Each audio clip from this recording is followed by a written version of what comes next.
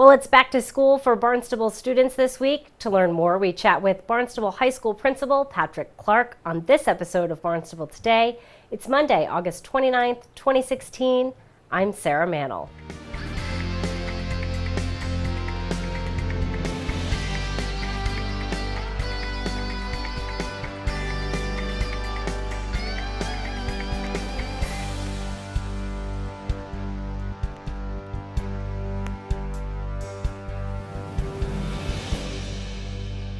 August 31st, Wednesday, is the first day of school. I feel like school has never started in August in Barnstable before.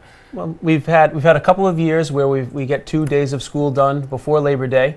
I think with some weather, a couple of winters out of the last 5 has been tricky.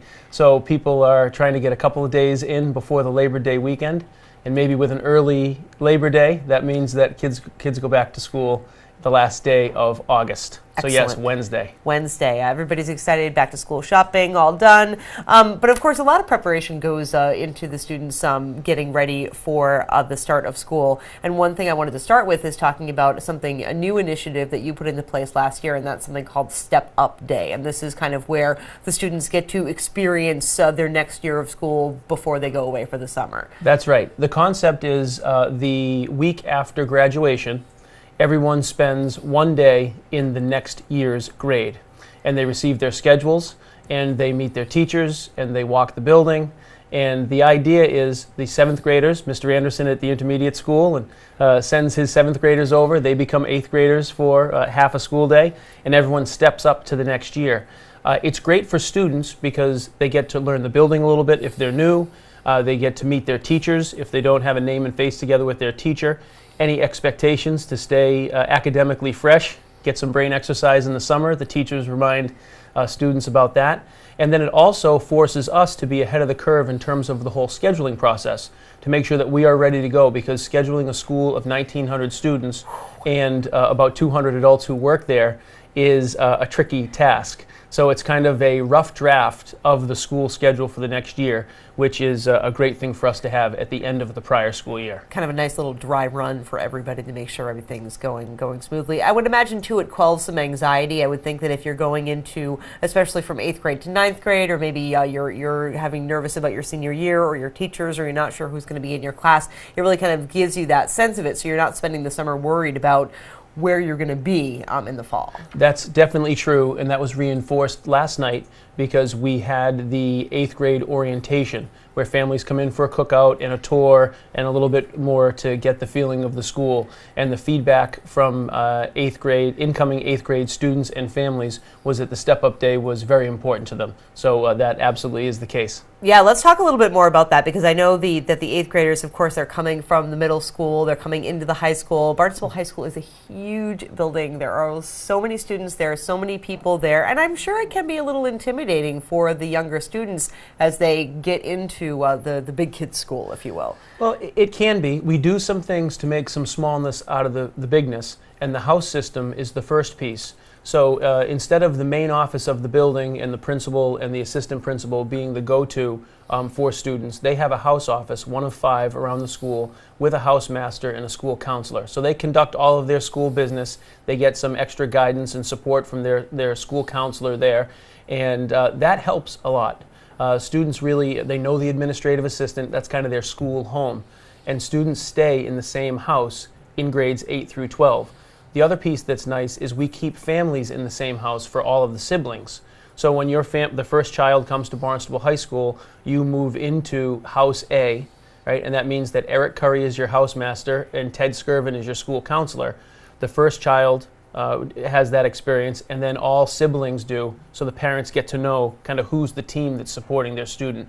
And those units are about 400. So from an administrative standpoint, we have ballpark 400 student schools in terms of how we manage the facility. Wow, it's just amazing to think about those numbers. But good, and that's something too that the siblings can share experiences and they can prepare, and that's like more of definitely a family. And I think so important when you have a school as large as Barnstable. Sure, right. To be able to divide it down into those smaller sizes. Wanted to talk too about something that happened over the summer, and that was summer graduation. What is that all about?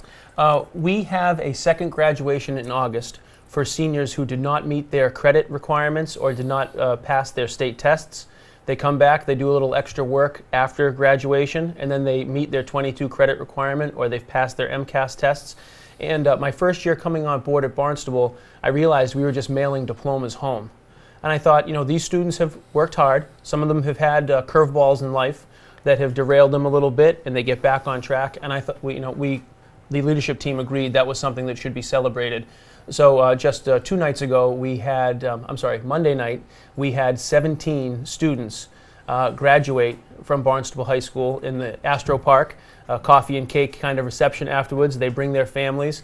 It's about a half an hour in length, and they love it. And I think it's a respectful way to send those students off, and it's an activity that really speaks to our core values of dignity and respect for everybody. Sure, and really special, I think, for the kids who I would imagine that, they do have some challenges, and spending the summer doing school and finishing up is certainly an accomplishment, especially when we've had a summer as nice as this one. So to give them a little bit of something more than just mailing the diploma in the mail, I think that's really great. They'll value it a little bit more. Yeah, agreed. So getting ready to start school, of course, so we have a brand new superintendent, in pretty much just status quo for the first day of school. Everybody gets there and gets right down to work, right? We all meet in the Performing Arts Center at the high school the first day, all of the staff from around the district, and we have a pretty kind of standard routine for that day. And we have a little interactive exercise that the leadership team is going to be involved with, so hopefully the staff gets a laugh out of that, but also gets to learn the district priorities for this coming year, with a little exercise, little show we're going to put on, if you will. Excellent. And we're looking forward to that. Make it fun, right? Make it fun. So, of course, we do have a new superintendent, Meg Mayo-Brown. We've been pleased to welcome her on the show, but I understand that in terms of planning, she's got some interesting, innovative ideas that are going to almost involve the teachers in the classrooms a little bit more in that planning for the future. She is. Right when she came on board, she talked about the concept of through-line planning. Meaning that the district is kind of the large umbrella and schools are under that umbrella, and the strategic goals that we have at the district level are to be supported in each building. And then as we make those goals a little smaller for a particular site, then classroom teachers and counselors can line those goals up with what's happening in each school. And I think that it's going to be very well received, and it has been thus far, because it makes the goal setting process for teachers very clear. Because what you need to do is just look at the portion of the organization that's just above you, if you will, and look at those goals, and then set a sub-goal connected to it. And with the new Ed-Eval and with the accountability system that we have in Massachusetts, it's very important to make sure that all teachers, all counselors, all employees have specific goals that measure the outcomes that students get while they're at school.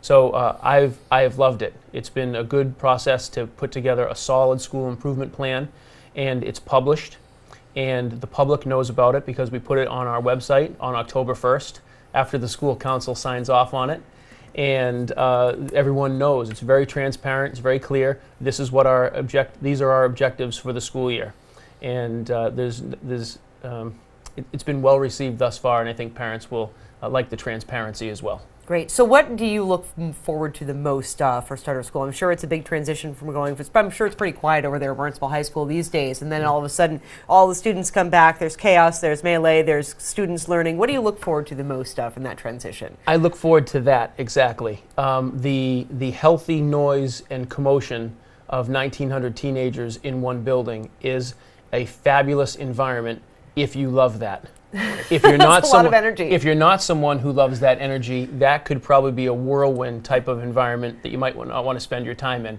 So that's exactly it. Our job is to make sure we're developing good people. That's what schools do. And you need those good people to be there with your adult good people to meet all the outcomes you want to meet. So I love September. It's my favorite part of the year. Opening day back at school is maybe just like a kid playing baseball when they get their Little League uniform and off they go. I can picture my son, it's his first game and he's all excited. And I think that we have a staff by and large that has that same mentality about their work. And I think it is recognizable when you're in the hallways and classrooms at Barnstable High School. We'll be sure to tune in to our hour-long news program, Barnstable This Morning, weekdays at 8 a.m. On tomorrow's show, we will chat with Chief of Police Paul McDonald.